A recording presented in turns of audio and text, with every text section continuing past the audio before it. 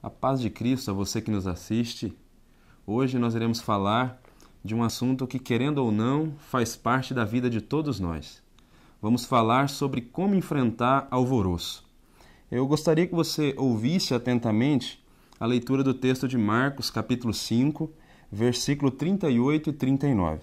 O texto diz assim: Tendo chegado à casa do principal da sinagoga, viu o alvoroço e os que choravam muito e pranteavam. Ao entrar, lhes disse: Por que vos alvoroçais e chorais? A menina não está morta, mas dorme. Esse texto narra o momento em que Jesus chega à casa de Jairo. Há uma palavra muito importante que se repete 2 vezes nesses versículos. A palavra é alvoroço. Alvoroço é ruído, desordem, tumulto. Então veja a situação que Jesus encontra na casa desse homem. Essa palavra na Bíblia ela é usada em 2 sentidos. Ela indica tanto o alvoroço interno quanto o alvoroço externo. E nesse caso, na casa de Jairo, o alvoroço era geral, porque externamente haviam gritos, choro, lamúrias, e internamente o coração dos familiares de Jairo contorcia-se em dor e tristeza porque a sua filha havia morrido. Mas nesse caso aqui não havia motivos para desesperança, porque Jesus estava ali e ele se importa com pessoas que enfrentam alvoroço. Se você está enfrentando algum momento de desordem ou de alvoroço em sua vida, não tema. Nós aprendemos com esse episódio que Jesus tem poder para transformar alvoroço em calmaria. Só que para que isso aconteça, precisamos tomar 3 providências que são mostradas para a gente nesse texto de Marcos capítulo 5. A primeira providência que nós aprendemos com esse texto bíblico é: se você quiser que o seu alvoroço seja transformado em calmaria, busque a solução em Jesus. Ele é a pessoa certa. O versículo 22 de Marcos capítulo 5 narra exatamente o momento em que Jairo procura Jesus. É uma atitude notável desse homem, porque o texto diz que ele era um dos principais da sinagoga, ou seja, o chefe da sinagoga. O que significa ser chefe da sinagoga? Jairo supervisionava o culto, Jairo distribuía as ofertas, Jairo cuidava do lugar onde ficava o edifício. A sinagoga era o lugar onde os judeus se reuniam, tanto para orar como para ler o livro da lei. Então, ser líder da sinagoga era ser uma das pessoas mais respeitadas da comunidade. Jairo era esse homem. Por isso é notável essa sua atitude de buscar o Senhor Jesus. Quem o visse andando na rua esse dia que ele foi procurar Jesus, não imaginaria que ele estava enfrentando um problema. Não imaginaria que ele estava enfrentando um alvoroço. Roupas finas, carro do ano, boa casa, boa empresa, boa família. Mas Jairo estava enfrentando um momento dificílimo de sua vida, porque a sua filha estava quase à morte. E ele procura o Senhor Jesus. Veja que Jairo ele tinha todas as riquezas, ele tinha dinheiro, mas isso não impediu que a enfermidade entrasse dentro do seu lar. Dinheiro e riqueza não pode impedir que a tristeza nos alcance. Dinheiro e riqueza não são antídotos contra enfermidades. As enfermidades chegam tanto às casas de ricos quanto à casa de pobres, tanto a palácios quanto a casebres. Mas Jairo procurou Jesus, ele vence a barreira da sua reputação e se joga aos pés de Cristo. Se você quer que o seu alvoroço seja transformado em calmaria, busque a solução em Jesus. Existem homens e mulheres que enfrentam dramas terríveis, mas não têm coragem de buscar a solução em Jesus, não têm coragem de pedir ajuda. Choram, sangram no coração, mas não têm coragem de buscar a solução em Cristo, talvez por medo do que os outros irão dizer. Mas, no nome de Jesus, se você quer vencer o seu alvoroço, busque a solução no Senhor Jesus. Há uma segunda providência que esse texto também nos ensina para que o nosso alvoroço seja transformado em paz. E a providência é a seguinte: deixe a direção com o Senhor Jesus. Jairo, ele procura Jesus, ele busca Jesus. É notável a sua atitude.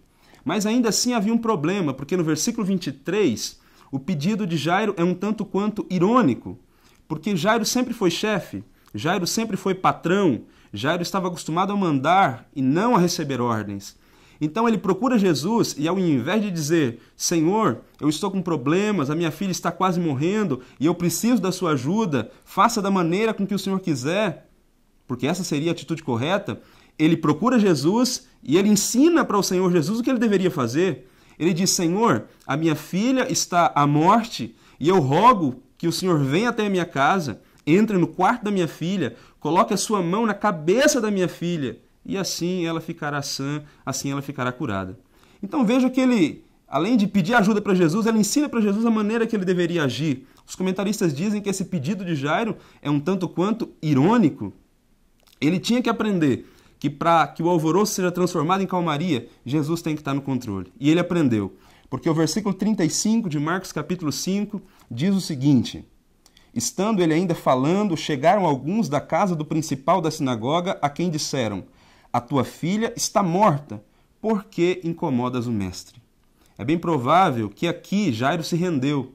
Aqui Jairo aprendeu a confiar em Cristo, porque quando chega essa notícia, as esperanças dele se vão. Ele começa a ficar com medo.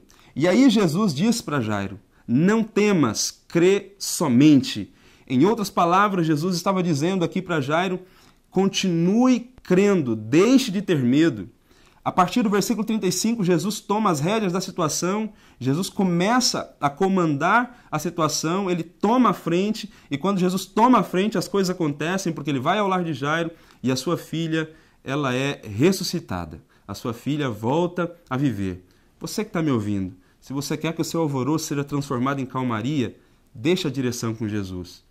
Busca o Senhor e deixa Ele comandar a sua vida. Deixa Ele controlar a situação. Quando Jesus está no controle, nós não precisamos temer as más notícias. Quando Jesus está no controle, o choro da morte é transformado em alegria da vida. Deixe Jesus comandar. Por fim, em último lugar, a terceira e última providência que nós aprendemos com esse texto para que o nosso alvoroço seja transformado em calmaria é aguardar o tempo de Jesus. Esse é o tempo certo. A situação de Jairo requeria certa urgência, porque essa era sua única filha e a sua descendência estava se extinguindo. Mas ele procura Jesus e, apesar de estar apavorado, Jesus acompanha Jairo calmamente. Ele ainda realizaria outro milagre no caminho.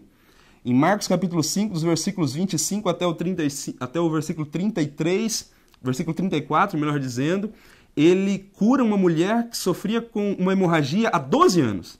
Então veja que interessante, a filha de Jairo tinha 12 anos, a mulher sofria dessa hemorragia há 12 anos. Então veja que paralelo interessante que o autor do Evangelho de Marcos faz. No dia em que a família de Jairo vivia um momento de alegria, por mais uma criança que estava nascendo, uma família começaria a viver um momento triste, uma doença que se perduraria por longos 12 anos. Depois de 12 anos, a história das famílias se cruzam e em um mesmo dia, Jesus cura tanto a mulher que tinha hemorragia quanto ressuscita a filha de Jairo em seu leito de morte. Em um mesmo dia, ele traz paz para as duas famílias. Então, a gente aprende com esse texto, com esse paralelo, que Jesus é o Senhor do tempo. Se você já buscou a solução em Jesus, já deixou a direção com Ele, e Ele ainda não agiu, calma. O tempo de Jesus é o melhor tempo. Na hora dele e no momento dele, você será abençoado. Na hora dele, no momento dele, ele pode transformar o seu alvoroço em calmaria. Talvez pode demorar, mas o tempo de Jesus é o melhor tempo. As demoras de Jesus são pedagógicas. Por fim, eu queria concluir fazendo um desafio. Se você está enfrentando alvoroço, se você está enfrentando desordem, conforme nós aprendemos hoje baseado nesse texto de Marcos capítulo 5, busque a Jesus. Deixe Jesus dirigir a sua vida e aguarde o tempo de Jesus. Na hora e no momento dele, ele pode transformar o seu alvoroço em calmaria. Que Deus o abençoe, no nome de Jesus. Amém.